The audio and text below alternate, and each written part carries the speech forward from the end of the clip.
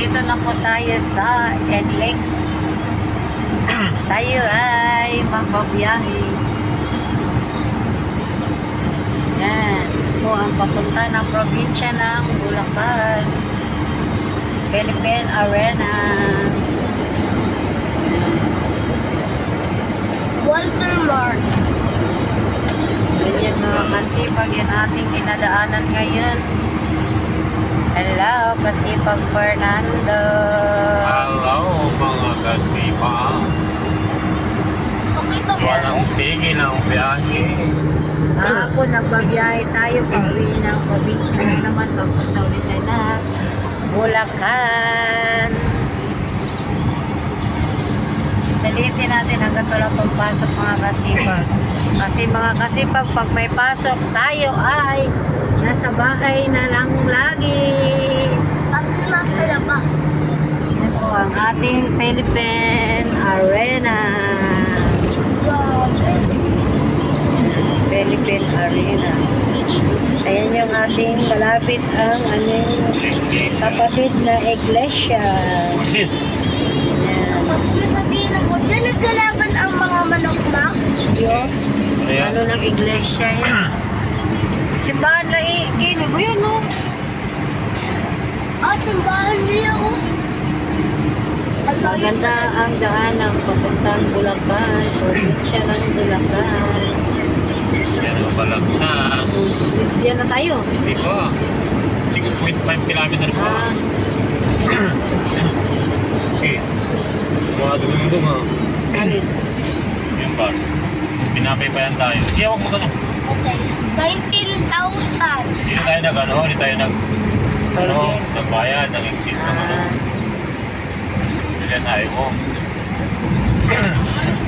Mamaya, dito tayo magbabayad. Magbabala nun magbayad sa Balintawak.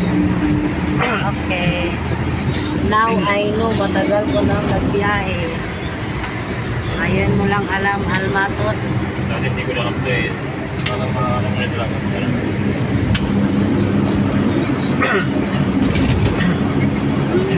Province of Bulacan. Sa ating mga kababayan dyan sa itang bansa, baka namimiss nyo na ang probinsya. Yan, probinsya ng Bulacan. Dito na tayo sa Bukawi. Bulacan. Pero ang pupuntahan natin mga kasipag is Balagtas.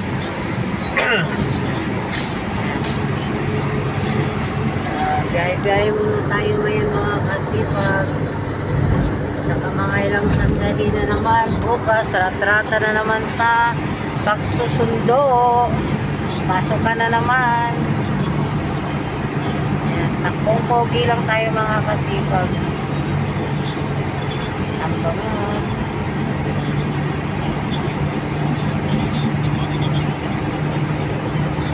Pa-chill-chill lang yung ating driver. Diyan yun, ano tayo yung pagoda, no? Ano, pagoda, no? Ano ba? Nalunod lang yun, di ba? Nalunod lang. Na-over. Ano siya, yung na-overload, no? Diyan ba lasing yan? Ano? Pero banda roon pa siguro yun sa LTO? Alin? Dami tayo pagoda yung... Yung dati ba na ano, may inaano sa TV na parade? Bukawi, Bulacan yung nangyayari. Ano yan, fiesta nila yun. Tapos nalunod yung ano, yung sinasakyan ng ano, punong maraming nakasakay.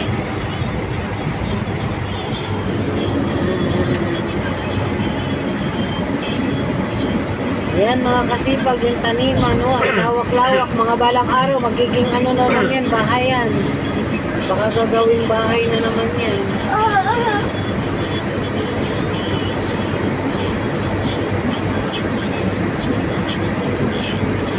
Kay gandang pagmasdan ang paligid. Malawak na lupain.